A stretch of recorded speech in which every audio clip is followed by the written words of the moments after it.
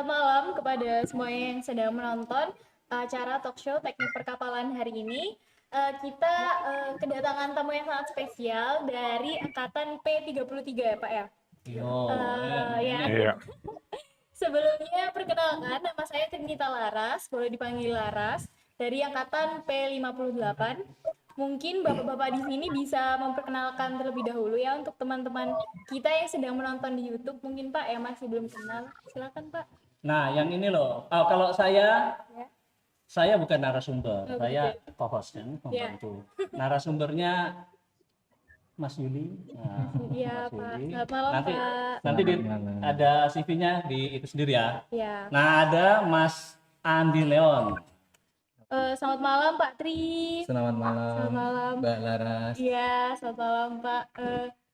Kalau boleh dikenalkan mungkin kesibukan Bapak akhir-akhir ini apa Pak? Itu di bidang apa? Ya, jadi saya berkiprah bersama teman saya Pak Jana Rusli sudah 20 tahun yang lalu, saya termasuk istiqomah lah kira-kira seperti itu, bekerja di sponsor Tunggal Malang ini. Jadi aktivitas saya di Survei Indonesia, kebetulan saya dipercaya di cabang Makassar. Makassar ya Pak? Iya, sampai dari tahun 2018 sampai sekarang, dan saya masih ada di sana.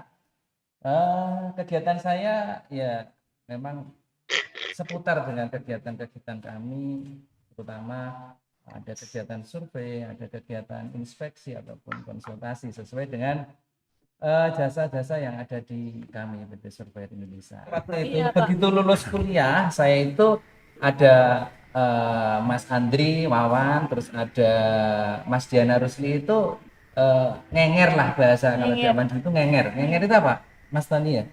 Ngenger itu apa ya istilahnya, numpang lah gitu ya.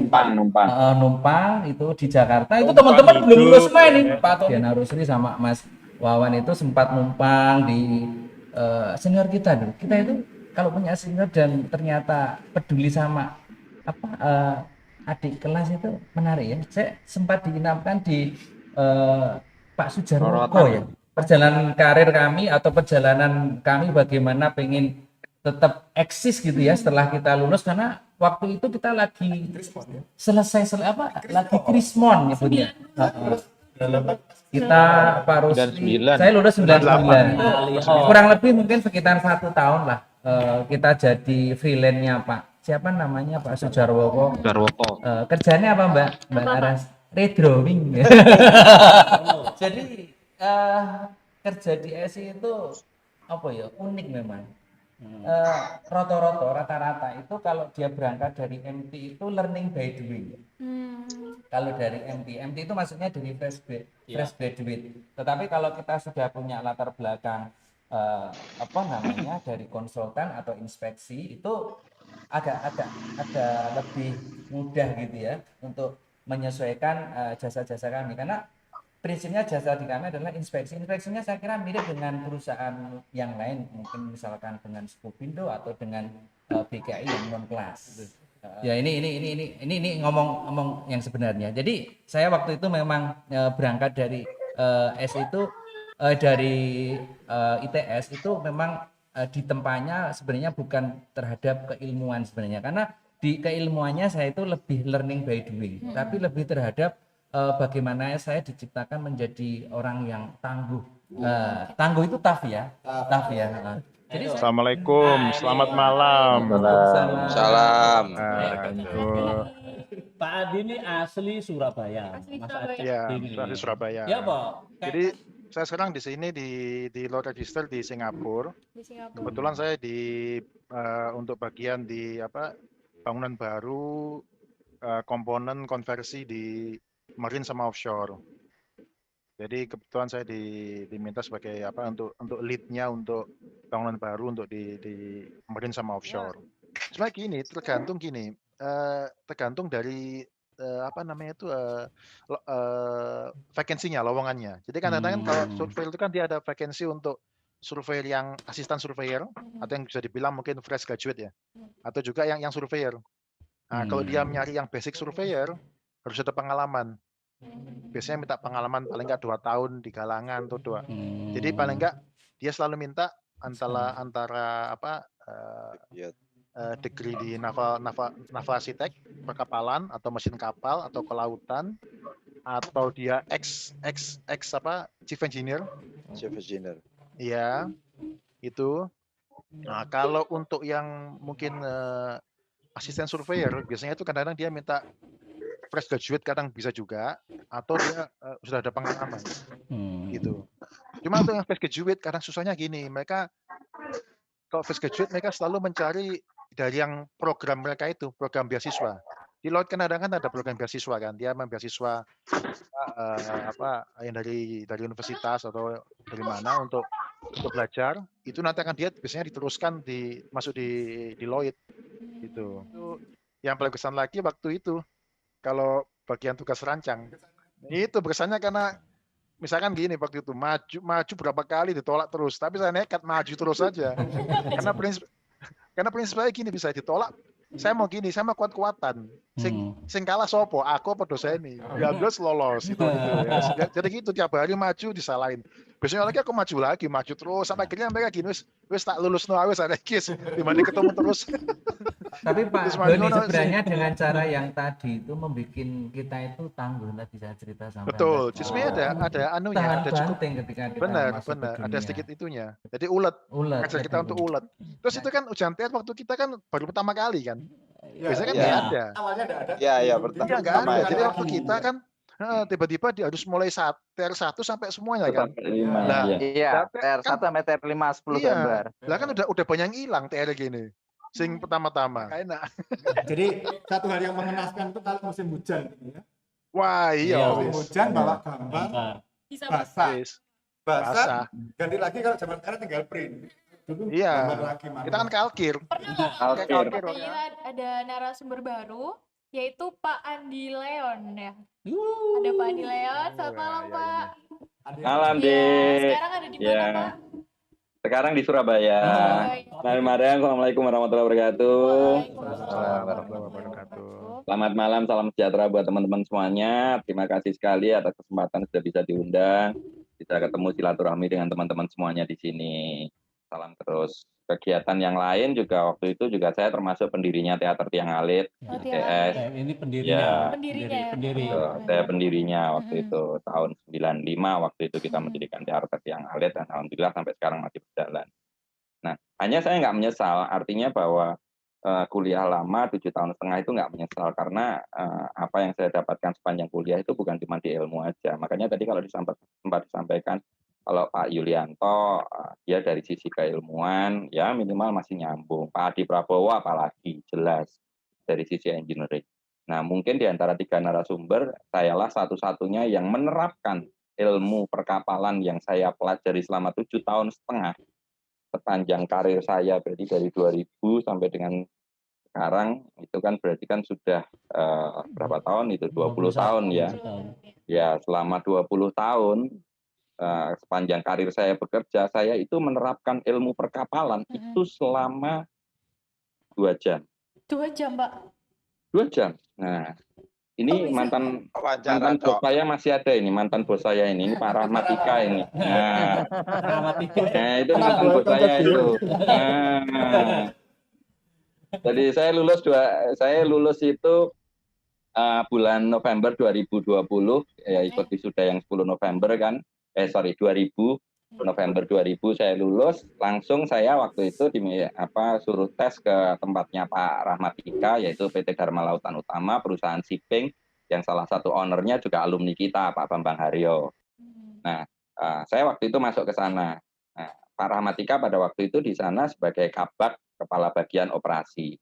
Maunya Pak Rahmatika, saya direkrut itu jadi undernya dia atau jadi staffnya dia. Tapi dari HRD begitu saya masuk hari pertama ternyata saya masukkan ke divisi teknik. Jadi jam 8 saya datang, jam 10 ke HRD, sama HRD langsung dibawa ke divisi teknik, sama divisi teknik dibawa ke galangan. Waktu itu ada salah satu kapal kita yang lagi ngedok. Kalau nggak salah waktu itu di PT PAL, waktu itu kita lagi ngedok. Saya di situ selama 2 jam, pulang makan siang. Begitu pulang makan siang langsung dipanggil HRD lagi. Kamu saya pindah ke divisi operasi. Jadi saya benar-benar di divisi teknik menggunakan ilmu saya ya cuma 2 jam. Karena setelah itu di divisi operasi yang saya kerjakan tidak ada hubungannya sama sekali dengan teknik.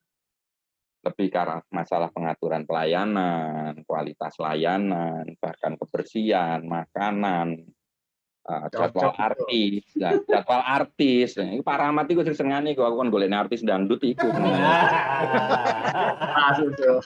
Ketemuan ya. Anjane cocok kok. Jadi di Sipeng saya waktu itu di sana 4 tahun sampai dengan 2004 di sana. Istilahnya di Sipeng ya di pelayaran. Setelah di pelayaran saya pindahnya ke otomotif, saya ke Indomobil. Di sana di divisi Indomobil Car Rental, waktu itu saya di sana langsung jadi kepala bagian untuk full operation. Sama sekali nggak paham tentang engineering mobil, tapi saya mengepalai bengkel, mengepalai mekanik, mengepalai bengkel, mengepalai driver di sana, dan juga handle juga masalah perawatan. Padahal saya nggak ngerti sama sekali masalah engineeringnya mobil. Jadi memang belajar dari awal, dari pelan-pelan. Itulah yang saya katakan bahwa hebatnya orang teknik itu adalah yang kita pelajari, itu adalah mekanisme berpikirnya kita, cara berpikirnya kita. Kalau kita sudah tahu konstruksi cara berpikirnya, mau ilmu seperti apapun kita tinggal menerapkan. Dan saya membuktikan sendiri gitu loh. Ketika saya di Sipeng, ya ibaratnya ilmu yang banyak berguna malah di ilmu perhotelan di sana kan, karena masalah pelayanan. Ketika di otomotif, ya tentang engineering atau otomotif mobil, ya akhirnya saya juga belajar di sana. Di Indomobil juga saya juga cukup lama, hampir 3 tahun di sana dari 2004 sampai dengan 2007. Pindah lagi di 2007, ganti lagi.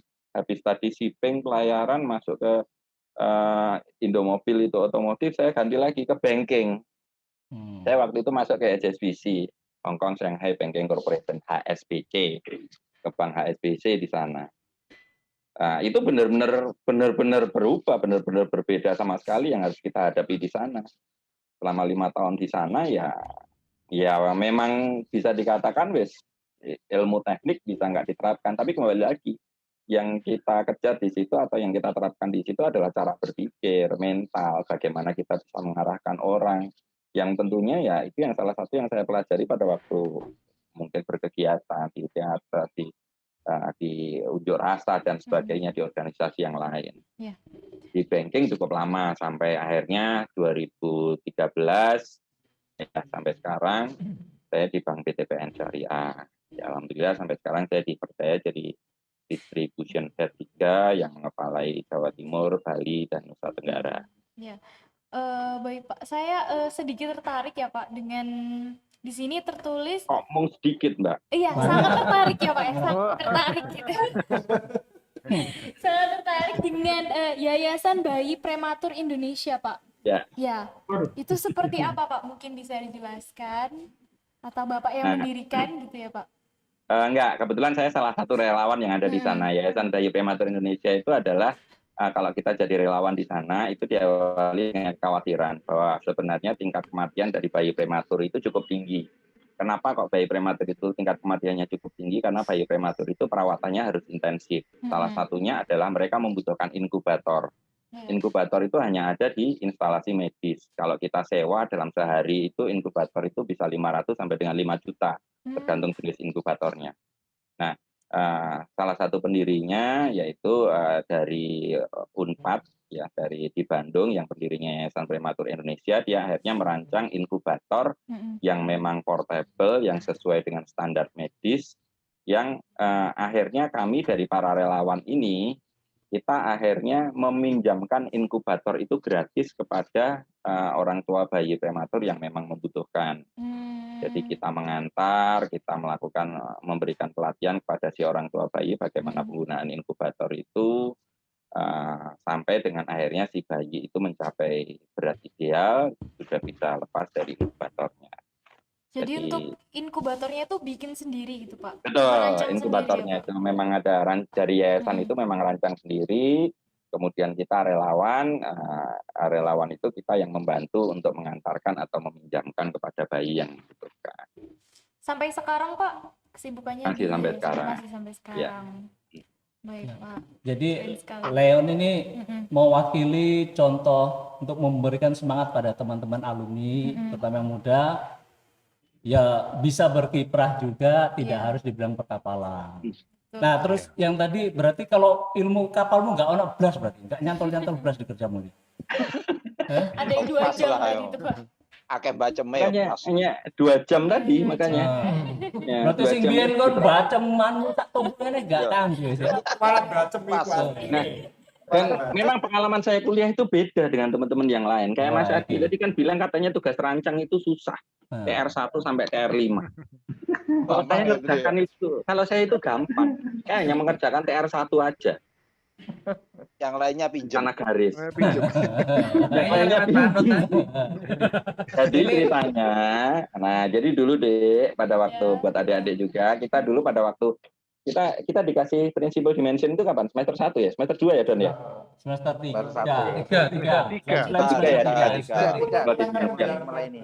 Jadi kita langsung kapal itu. Nah, kita langsung dikasih principal dimension, jenisnya apa. Sampai sekarang saya masih ingat jenis saya itu adalah power carrier, DC, terus kemudian PLT-nya berapa, ada tonasenya berapa, nah DWT-nya berapa. Sampai Kita hafal tuh dikasih. Pak karena Ya, singkat saja ya. Yang pasti saya kira dengan kemajuan dan dinamika yang ada saat ini perlu bagaimana nanti ke depan teknik perkapalan ini menciptakan calon-calon ataupun alumni-alumni yang apa ya, yang tangguh lah tentunya ya, dan kemudian yang bisa mengikuti dinamika perkembangan zaman yang sangat luar biasa saat Iya. ini, yang mana sekarang sudah eranya era digital misalkan, terus kemudian era-era yang sudah komputerisasi. Ini perlu kita imbangi sehingga alumni-alumni perkapalan bisa mengikuti dan bisa kompetitif nanti di kemudian hari. Kira-kira seperti itu. Nice. Sip. Mas Adi, lanjut Mas Adi. Iya. Kalau saya gini, jadi teman-teman rekan-rekan mahasiswa terutama yang nantinya akan bekerja, jangan harus percaya diri, jangan putus asa. Lapangan pekerjaan di perkapalan tuh banyak sekali, banyak. Jadi Anda sebagai mahasiswa harus yakin ada pekerjaan itu, nggak harus di perkapalan, di tempat lain juga ada. Jadi seperti kata Pak Andi, Pak Ali, pola berpikir kita itu yang membantu kita untuk bisa berkreasi, lebih kreatif. Terus satu lagi kita harus juga profesional.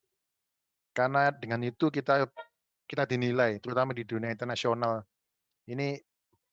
Itu kita dinilai, di profesionalisme kita itu kita yang dinilai. Jadi semoga dengan rekan-rekan mahasiswa yang baru-baru ini, dengan ya seperti kata Pak Yuli, teknologi yang semakin maju, kita harus juga menunjukkan bahwa kita ini lulusan-lulusan yang reliable, yang profesional.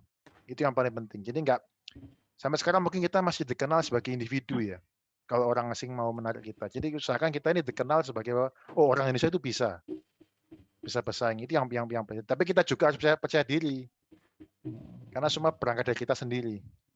Kalau kita percaya diri, kita tunjukkan kita bisa, kita profesional, insya Allah pasti kita bisa maju perkapalan. Oke. Terima kasih, Pak. Oke, terima kasih. Pesan juga buat adik-adik semuanya yang sekarang mungkin masih kuliah di teknik perkapalan. Adik-adik ini sekarang ini istilahnya representasi dari generasi milenial yang mungkin sudah berbeda lah dengan generasi kami dulu, sudah berbeda, dan kalian juga sekarang hidup di borderless society. Saya katakan di borderless society artinya apa? Bukan cuma masalah perbatasan secara geografis. Sekarang sudah benar-benar tidak ada lagi perbatasan, tidak ada lagi batasan.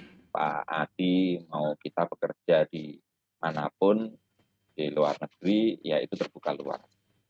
Saya, Pak Danang, maupun juga yang lain bekerja di luar dari batasan teknik perkapalan, itu juga sudah bukan lagi hal yang mustahil sekarang.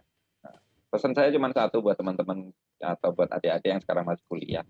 Kalian mesti tahu, sepanjang kalian itu kuliah, kalian mesti temukan dulu passion kalian sebenarnya di mana. Kalau memang kalian sudah mulai menemukan passion kalian, ya disitulah nanti akan mulai mengarahkan karir kalian arahnya kemana. Kayak saya jujur aja, kalau ya memang dari awal sejak lulus kuliah memang passion saya memang ke non teknik. Saya lebih ke arah ke manajemen, ke arah komunikasi, bagaimana manage orang.